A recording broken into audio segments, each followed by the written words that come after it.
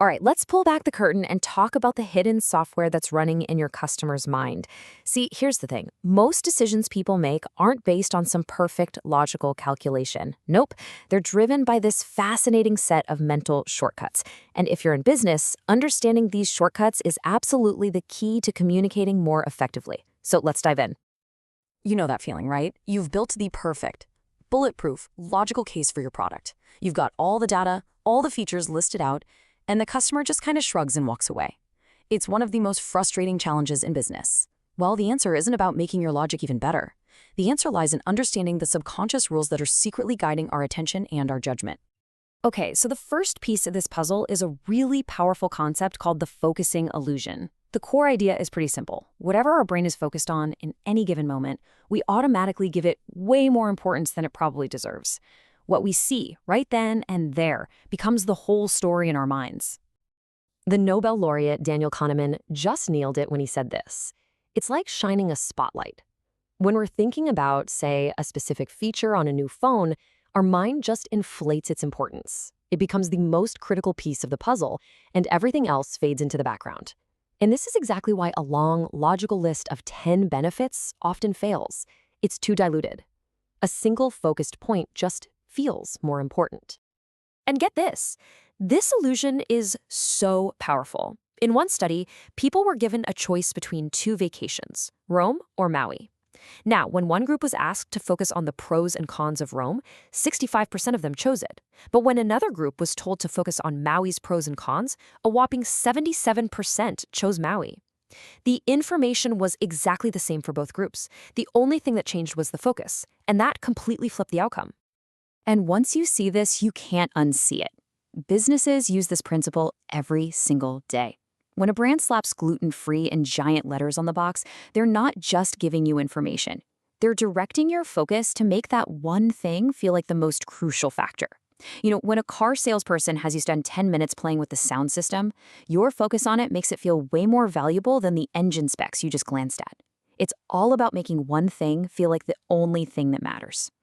Okay, so that's focus. Now, let's stack another powerful idea on top of that. This one's called primacy. And the idea here is that the order in which you get information can be even more important than the information itself.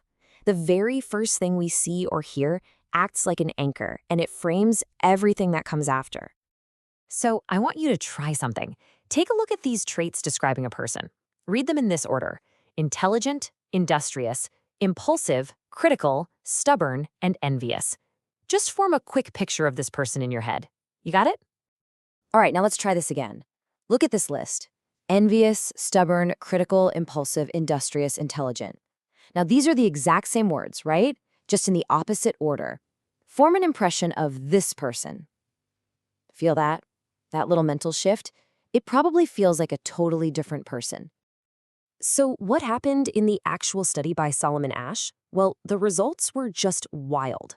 The first list, the one that started with intelligent, created this impression of a capable person, maybe a little flawed, but you get it. But the second list, which started with envious, created an impression of a difficult, maladjusted person whose good qualities were basically wasted. Same words, totally different person, all because of that first impression. And this powerful first impression, well, that's the engine behind what we all know as the halo effect. If your first interaction with a company is their beautifully designed website, you're just more likely to assume their customer service is also amazing. That initial positive feeling creates this halo that just colors your perception of everything else. It makes your supposedly logical evaluation of their business way less objective than you think. All right, our last principle is maybe the sneakiest one of all. It's called fluency. And here's the deal. Our brains are fundamentally lazy. Not in a bad way. They just love to save energy. So they operate on a very simple rule. If something is easy to process, it feels more true, more familiar, and more trustworthy. Easy equals good. Just look at this sentence. It's in a clean, high-contrast font. Your brain just glides right through it with zero effort. That's high fluency. It feels simple. And because it's simple, it feels credible. Okay, now try to rate this one.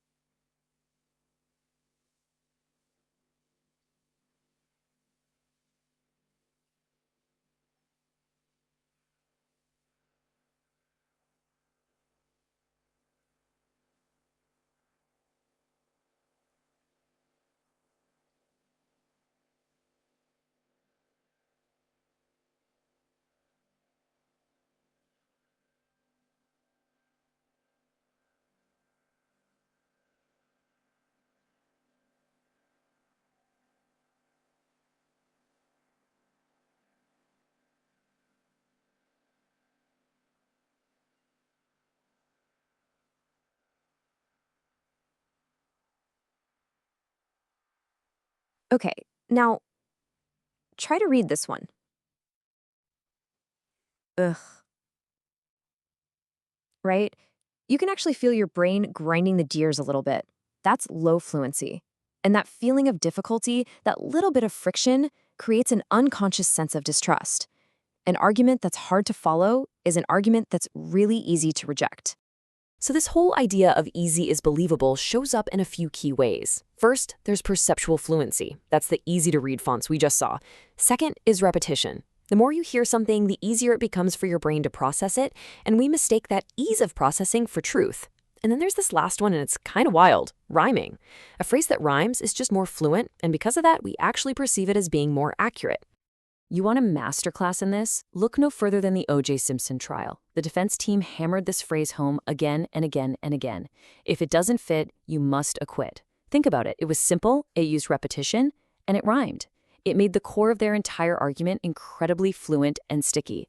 And many legal experts believe this rhyme as reason effect was a huge factor that cut through way more complex logical arguments from the prosecution. So, okay. We've got these three huge principles: focus, primacy, and fluency. They really start to explain why our perfectly crafted logical arguments can fall flat, because our brains are not just logic processors. So the real question for any of us in a professional setting is, how do we actually use this knowledge effectively and, ethically? It really boils down to thinking about them as three levers you can pull. First, the focus lever. Stop overwhelming people with a laundry list of features. Find your single most compelling benefit and put a giant spotlight on it. Make it the undeniable star of the show. Second, the primacy lever. Lead with your strongest point. Make it the very first thing your customer hears to create that positive halo. And third, the fluency lever. Be absolutely ruthless in making your message easy to get. Use simple words, clean design, and make it memorable. Look, this cognitive software isn't some abstract theory. It's running in the background of every meeting, every ad, every sales pitch. By understanding how to direct focus, how to leverage primacy, and how to design for fluency, you can go way beyond just reciting logic and start communicating in a way that actually connects. You've been shown the code. Now you're going to start seeing it everywhere. So my question for you is, where will you see it running first?